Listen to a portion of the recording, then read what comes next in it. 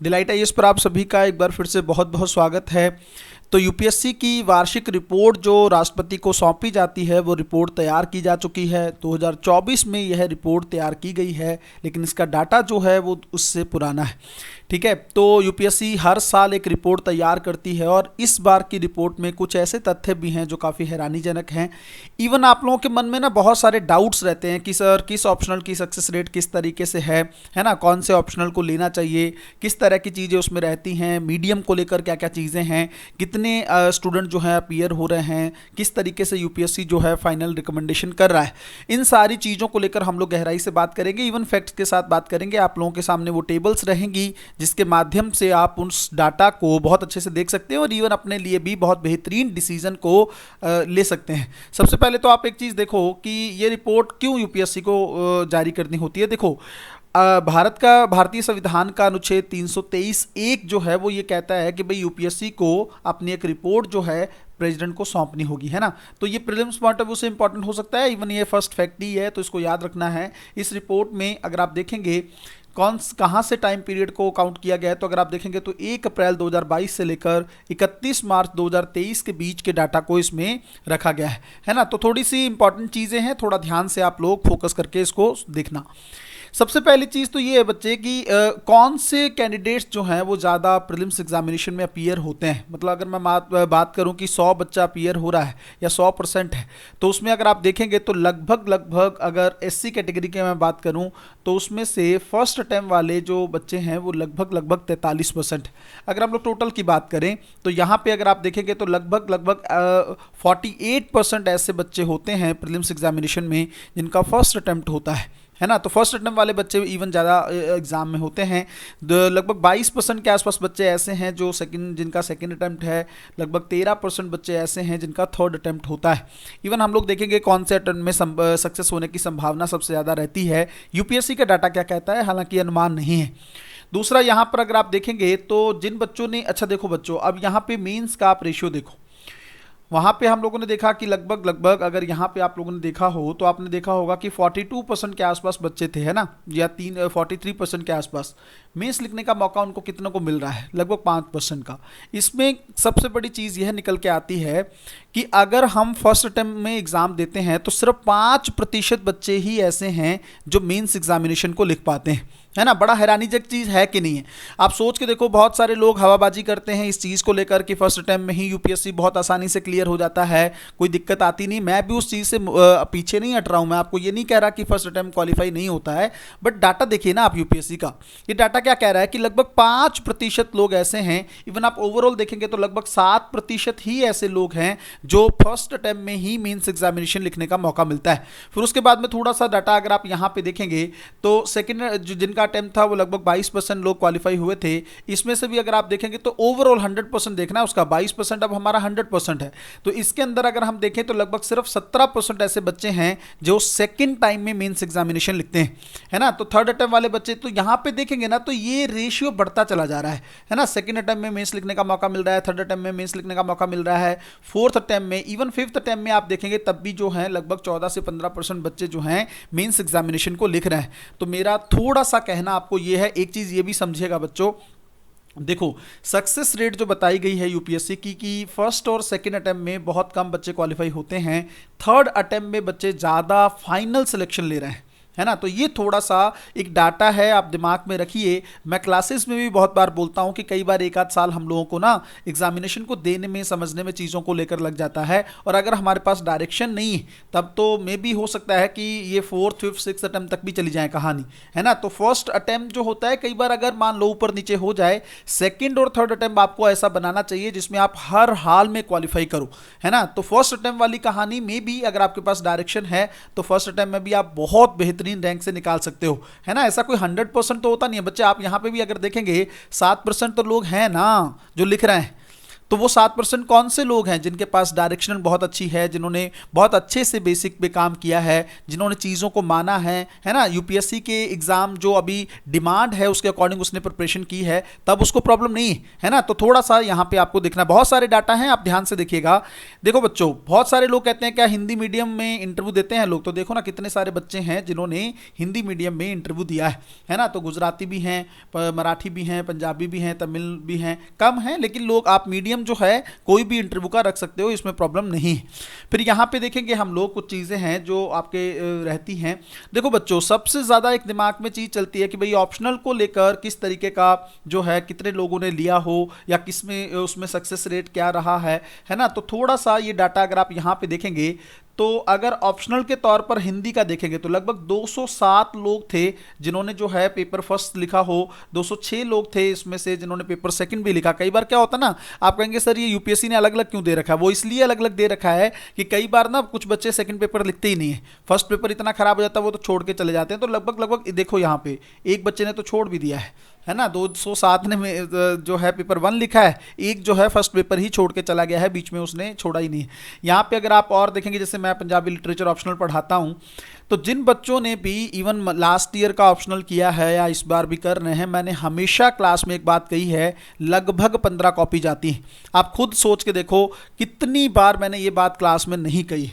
तो यहाँ पे देखो आप 15 कॉपीज़ हैं कि नहीं मीन्स एग्जामिनेशन। तो दिस इज द इम्पॉर्टेंट कि आपका ना एक्सपीरियंस कहाँ पे मैटर करता है, यहीं पे मैटर करता है। जब तक आप डाटा समझोगे नहीं ना, तब तक आप लोगों को दिक्कत होगी। आप तैयारी तो बहुत सारे लोग करते हैं, मीन्स कितने लोग लिख पा रहे हैं ये ज़्यादा इंपॉर्टेंट है। अब 15 कॉपी में आप लोगों के लिए क्वालिफाई करना बहुत आसान है ना, खास करके पंजाबी लिटरेचर ऑप्शनल की मैं बात कर रहा हूँ। यहाँ पे देखेंगे बच्चों की अगर लगभग एप्लीकेंट्स देखेंगे तो लगभग 11 लाख लोगों ने अप्लाई किया था, है ना। और उसमें से अगर आप देखेंगे तो आप जो हैं जो रिकमेंडेड कैंडिडेट हैं वो बहुत, जैसे 748 लोग ही आपको पता है सेलेक्ट थे उस साल, वैकेंसीज थोड़ी कम थी। तो कहीं ना कहीं पे ये चीज़ हमें देखनी होगी कि बहुत कम है। मैंने इसका परसेंटेज अगर आप निकालते हो ना तो 0.00007% के आसपास आप लोग हैं। तो इसका मतलब बहुत ही डिफ़िकल्ट कंपटीशन है, बहुत ही डिफ़िकल्ट है, बट समझदारी से सब चीज़ें की जा सकती हैं, कोई प्रॉब्लम उसमें नहीं। थोड़ा सा यहाँ पे देखेंगे बच्चे कि बैचलर डिग्री के साथ थोड़ा सा ये इंजीनियरिंग वाला फिर से दिख रहा है यूपीएससी में, और ये अच्छी बात नहीं है। कैसे, जैसे यहाँ पे देखो आप इंजीनियरिंग वाले कितने बच्चे हैं, लगभग 998 बच्चे थे जिनको इंटरव्यू किया गया है ना, और फिर उसके 421 बच्चे जो हैं। तो ओवरऑल परसेंटेज देखो आप, लगभग 42% बच्चे हैं जिन्होंने बैचलर डिग्री की थी इंजीनियरिंग में, उनको रिकमेंडेशन दी गई है। हालांकि ह्यूमैनिटी वाले भी हैं, अब यहाँ पे अगर आप देखेंगे तो 48% के आसपास वो लोग भी हैं, है ना। इंजीनियरिंग एक अच्छा खासा रोल प्ले कर रहा है। ह्यूमैनिटी में तो बहुत सारे सब्जेक्ट अदर भी आ जाते हैं ना, बट आप देखेंगे तो इंजीनियरिंग के अंदर भी कुछ कुछ सब्जेक्ट हैं, लेकिन ये अच्छा खासा जो है यूपीएससी को क्वालिफाई कर रहे हैं ये फील्ड। और यहाँ पे भी अगर आप देखेंगे जिन्होंने इसके ज़्यादा हायर डिग्री किया है, मास्टर वगैरह किया है, उनमें भी इंजीनियरिंग का अच्छा खासा परसेंटेज आपको देखने को मिल रहा है। तो दोनों ही हैं, मतलब ह्यूमैनिटी वाले भी अच्छे से क्वालिफाई कर रहे हैं, इंजीनियरिंग वाले भी कर रहे हैं। ये देखो बच्चों, सबसे ज़्यादा इंपॉर्टेंट लिस्ट जो है जिसकी डिमांड आप लोग हमेशा करते रहते हैं, ये थोड़ा सा मैं आपको इसका डाटा दिखा देता हूँ। आप देखेंगे कुछ लोग हैं जिन्होंने ऑप्शनल जैसे लिया है, जैसे मान लो किसी ने ज्योग्राफी ऑप्शनल लिया है ना, तो लगभग 1000 के आसपास, 1100 के आसपास कैंडिडेट्स हैं, और इसमें से 66 कैंडिडेट्स जो हैं इनको रिकमेंडेशन किया गया है। तो 6% के आसपास सक्सेस रेट से जो आपकी रेट है। बहुत सारे बच्चे हैं वो हिंदी लिटरेचर को लेकर उनके मन में एक सवाल होगा कि किस तरीके से हिंदी लैंग्वेज को लेकर चीज़ें हैं। तो यहाँ पे देखेंगे लगभग 200 समथिंग के आसपास, बहुत डाटा मुझे भी नहीं दिख पा रहा है, तो 200 के समथिंग आसपास जो है बच्चों ने किया है। और इसका सक्सेस रेट अगर आप देखेंगे तो लगभग आपको दिखेगा। थोड़ा सा मैं इस पिक्चर को थोड़ा और क्लियर कर देता हूं, एक बार आप वेट करिए। तो अब जो है आपको तस्वीर ज़्यादा क्लियर दिख रही होगी। अगर आप यहाँ पे देखेंगे बच्चे, तो थोड़ा सा जैसे जैसे केमिस्ट्री किसी ने ली है तो लगभग 127 बच्चों ने लिया है, और 11% के आसपास लोग सक्सेसफुल हुए हैं। कॉमर्स में भी अगर आप देखेंगे तो 15% की सक्सेस रेट है। तो अगर आप यहाँ पे देखेंगे तो हिंदी लिटरेचर वाला जो है, अगर यहाँ पे देखेंगे 211 बच्चों ने जो है मीन्स लिखा है, और उसमें से लगभग 10% के आसपास लोग जो हैं हिंदी लिटरेचर में क्वालिफाई किए, मतलब सक्सेस रेट, मतलब 22 बच्चे जो हैं क्वालिफाई हुए। तो बहुत बड़ा हवा भी मचाया जाता है इस चीज़ को लेकर, लेकिन यहाँ पे भी अगर आप देखेंगे तो 22 बच्चे जो हैं लिटरेचर से निकल रहे हैं हिंदी में। तो पंजाबी में मैं कई बार कहता हूँ देखो 15 बच्चे हैं, और लगभग 2 लोग जो हैं रिकमेंड किए हैं। आप ये मत देखो, आप परसेंटेज देखो, कंपैरेटिवली परसेंटेज ज़्यादा है ना। तो यहाँ पे थोड़ा अच्छा खासा आप परसेंटेज देख सकते हैं, 13% के आसपास जो है पंजाबी लिटरेचर में बच्चे क्वालिफाई कर रहे हैं। फिर यहाँ पे अगर आप कुछ और भी देखेंगे, जैसे मणिपुरी का है 50% है, अब एक ही 2 बच्चे थे उसमें से एक क्वालिफाई हो गया। तो ये वाली चीज़ें हैं। कुछ और भी डाटा हैं, अगर आप इकोनॉमिक्स में देखेंगे तो लगभग 13% के आसपास की चीज़ें हैं। ज्योग्राफी में जो है अगर आप देखेंगे तो 6% के आसपास की चीज़ें हैं। हिस्ट्री में अगर आप बहुत सारे बच्चे हिस्ट्री लेते हैं तो अगर आप देखेंगे 574 बच्चों ने उस समय एग्ज़ाम दिया और उसमें से 25 लोग ही रिकमेंड किए गए, मतलब 4% के आसपास हिस्ट्री का सक्सेस रेट है ना। तो बहुत ज़रूरी है, इसीलिए मैंने इस पिक्चर को ज़्यादा क्लियर करने का प्रयास किया है। बच्चों ध्यान से देखिएगा, ऑप्शनल डिसाइड करने के लिए आपको इस पे ध्यान देना बहुत ज़रूरी है ना। सक्सेस रेट का मतलब ये नहीं, देखो ये होता है कि जितने ज़्यादा बच्चे मेंस लिखेंगे उस कैटेगरी में, देखो मेंस नहीं लिख पा रहे हैं लोग। अब आपको क्या लगता है हिंदी लिटरेचर में सिर्फ 211 लोग तैयारी करते होंगे? आप सोच के देखिए, एक संस्थान है उसका तो कंप्लीटली फोकस सब बच्चों को क्या ऑप्शनल दिलाया जाता है, हिंदी लिटरेचर। तो देखो आप यहाँ पे, और लाखों बच्चे एक साल में मान लो तैयारी में आते हैं और करते हैं तैयारी, और 11-11 लाख लोग अपीयर भी कर रहे हैं। तो देखेंगे आप क्या क्या रेट है। ये लगभग 211 लोग ही मेंस एग्जामिनेशन लिख पा रहे हैं। उसके कंपैरेटिवली आप पंजाबी देख लीजिए या यहाँ पे मलयालम देख लीजिए, 74 लोग जो हैं वो मेंस लिख पा रहे हैं। तो कहीं ना कहीं पे तो बहुत मतलब उसके कंपैरेटिवली तो चीज़ें अच्छी नहीं है हिंदी लिटरेचर में, है ना। तो प्री नहीं निकल पा रहा है। सबसे बड़ा इशू जो है, मैं बार बार कहता रहता हूं, कितने सारे डाटा मैंने अभी तक आपको शो किए हैं जिसमें ये चीज़ निकल के आती है प्रीलिम्स एग्जामिनेशन में। कोई भी संस्थान है अगर मेन प्री निकलने के बाद आपको कैप्चर कर रहा है या पकड़ रहा है, तो एक चीज भी, ये भी चीज़ तो सोचनी होगी ना कि पहला हर्डल तो प्री है ना। अगर प्रीलिम्स ही क्वालिफाई नहीं हो रहा है तो मेन्स एग्जामिनेशन तो बाद की बात है ना, उसमें तो फिर हर कोई हेल्प करने के लिए है ही। यहाँ पे देखेंगे मैथमेटिक्स का किस तरीके से रेट है। कुछ बच्चे हैं जो तैयारी करते हैं मैथ को लेकर, तो लगभग 10% का सक्सेस रेट है ना। 50 बच्चे जो है रिकमेंड किए गए हैं। तो मैथमेटिकल ठीक ठाक है, ओवरऑल इतना बुरा परसेंटेज इसका नहीं है। कुछ बच्चे जो हैं पॉलिटिकल साइंस वगैरह लेते हैं, तो यहाँ पे देखेंगे तो लगभग काफ़ी सारे बच्चे हैं और इसमें भी सक्सेस रेट आपको सिर्फ 9% ही मिल रहा है। तो यहाँ पे भी परसेंटेज के तौर पर आप देखेंगे पब्लिक एडमिनिस्ट्रेशन वालों का अगर आप देखेंगे तो लगभग 9% के आसपास की चीज़ें हैं। सोशियोलॉजी बहुत सारे बच्चे लेते हैं तो यहाँ पे 8.5% के आसपास सक्सेस रेट है। तो ये टेबल बहुत ज़्यादा इंपॉर्टेंट थी, इसलिए मैंने इस पर थोड़ा सा काम किया है, आप लोगों को दिखा दिया गया है। थोड़ा सा और देखेंगे महिलाओं का और मेल का जो है, लड़कों और लड़कियों का क्या रेट है सक्सेस रेट। अगर आप देखेंगे तो मेल लगभग 7.2% सफल हो रहे हैं।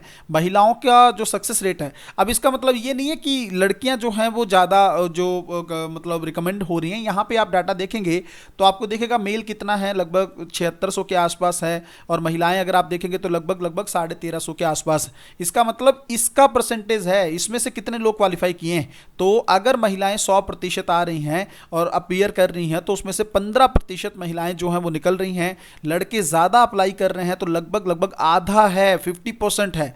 तो जो लोग लड़कियों को बहुत कम आंकते हैं, जिनको लगता है कि लड़कियां ज़्यादा समझदार नहीं होती, मतलब दुनिया का मानना ऐसा है ना, फैक्ट है ना सोसाइटी में कि माइंड को लेकर बात होती है या लोग उनको पढ़ाते नहीं हैं, सपोर्ट नहीं करते हैं। आप सोच के देखो, डिफ़िकल्ट एग्जामिनेशन है यूपीएससी इंडिया का आईआईटी के बाद, तो आप देखेंगे यहाँ पे तो लगभग पुरुषों से डबल जो हैं वो लोग क्वालिफाई कर रहे हैं, है ना। तो सपोर्ट है, मतलब ज़रूरत है उनको सपोर्ट करने की, ताकि आगे चलकर वो बहुत अच्छा देश के लिए कर सकें और इवन आपके लिए भी।